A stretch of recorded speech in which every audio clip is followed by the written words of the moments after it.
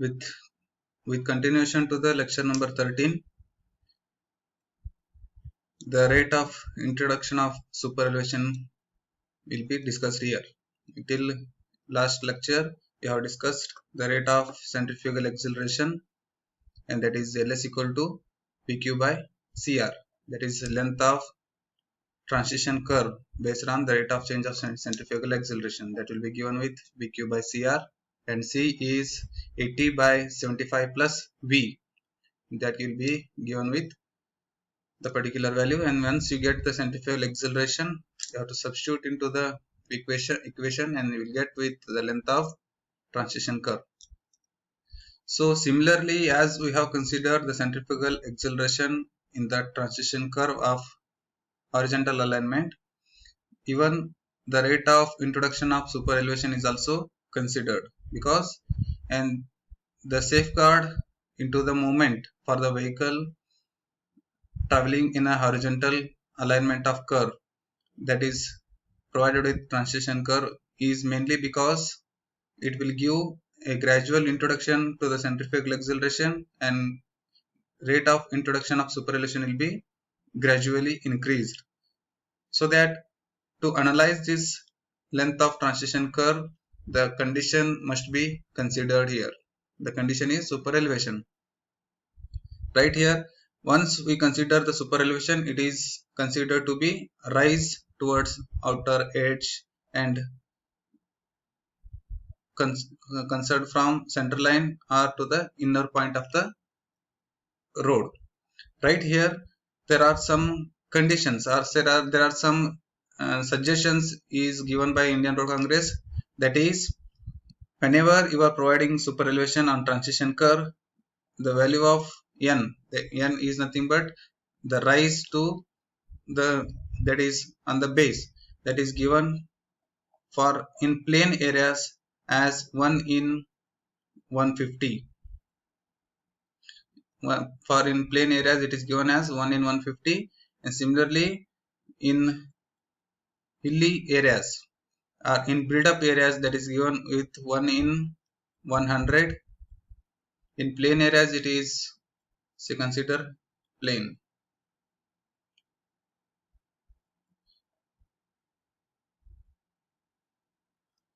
Plane areas it is considered 1 in 150, and in hilly areas, in build up areas, it is considered 1 in 100.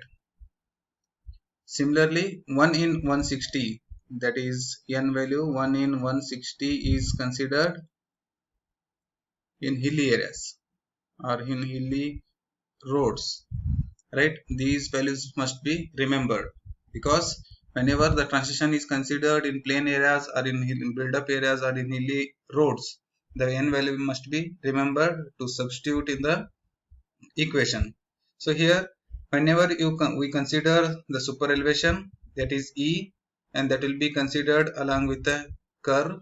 Once we consider the curve, there will be an extra widening, that is WE, right? And once we consider the extra widening, the total width of the pavement, that is considered B. I will go with the B here, and W is the extra widening, and W is the total width. Total width of the vehicle pavement and total extra widening provided on circular curve, that will be equal to total width of pavement considered B. Right. So here, once we consider this B, I need to consider the total rise of pavement with respect to inner edge of the pavement.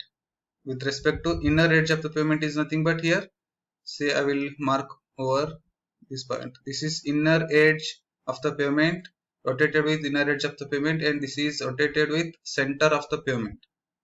Right. So here, whenever the rise of pavement with respect to inner edge is considered to be E into B here. Once it is inner edge, so I will write here IWN here, inner edge. Right. Once the pavement is rotated with center edge, center line of the pavement, that is considered to be E divided by EB divided by 2, because it is considered at the center. So we are dividing with 2 here. So the same equation is been written here, and along with this n is need to be considered the provided or recommended or suggested value of slope. Right here, the total length, that is ls is need to be calculated here, E n by 2. So here E is nothing but denoted with E into B, and B here WE plus W, that is substituted here. E is, so here I will write E equal to small e into B. So here B is nothing but W plus WE, and E is written here. So I will consider E is written over here. E is written over here, and W is written W plus WE. So that will be LS equal to En divided by 2 into W plus WE. When it is dividing with 2, it is considered the pavement is rotated with center line. If the pavement is rotated with inner line of the pavement, then LS equal to En into W plus WE. Right? So let us neglect this term. LS equal to En into W plus WE, and this much is the value is considered in the centrifugal, that is rate of introduction of super elevation. Right? And we are again left with empirical formula given by Indian Road Congress. The length of horizontal transition curve should not be less than the value given by the particular values formulas. So whenever the transition curve is considered in plane and ruling terrain, the value of LS can be calculated with 2.7 V square by R, and here V is in kmph. And again, if the length of transition curve is calculated for the mountains and steep terrains, in that case V square by R. Again here V is also in kmph, right? And here everything is in meters.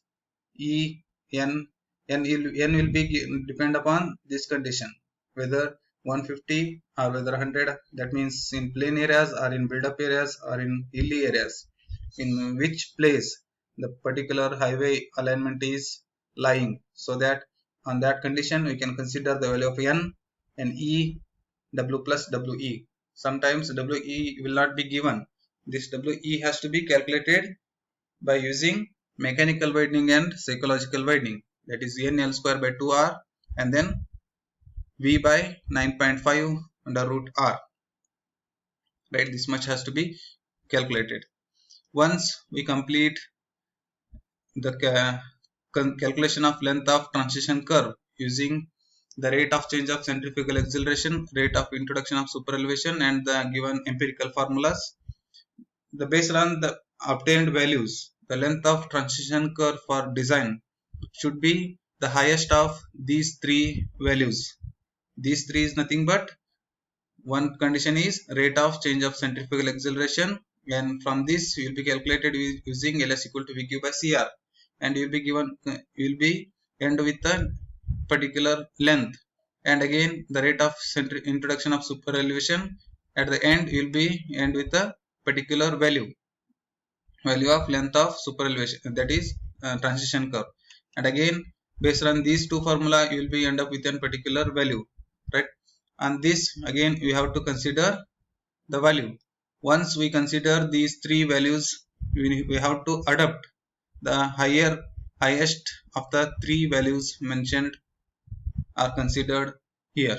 Therefore the design step will be followed up by finding the length of transition curve based on change of super elevation, that is change of centrifugal acceleration, and then rate of introduction of super elevation, and then by empirical formulas. Once we calculate all these three values, we have to adopt the highest value of length of transition curve, then the length of transition curve will be adapted in the field, right? And this much theory or content is to be remembered. In this content, it is not sometimes it is not provided to calculate extra widening. It is not provided the value of extra widening. In this case, we have to calculate the extra widening and then we have to substitute here, right? And apart from that, here E value is not given. Sometimes E will not be given. By using the E plus F, that is formula of superelevation, E plus F equal to P square by GR. For mixed traffic condition and for normal condition, we have to consider this value of E. Once we calculate the value of E, we have to substitute here, right? And WE is also calculated by using extra widening. So both super elevation and extra widening formulas can be used to calculate the length of transition curve based on the rate of change of super elevation, the rate of introduction of super elevation, right? You must understand the concept, and you must remember the formulas. So which formula can be used to calculate particular value in the formulas, right? So before going to next class, you should remember all these content. So study once and be prepared for the next class. Thank you.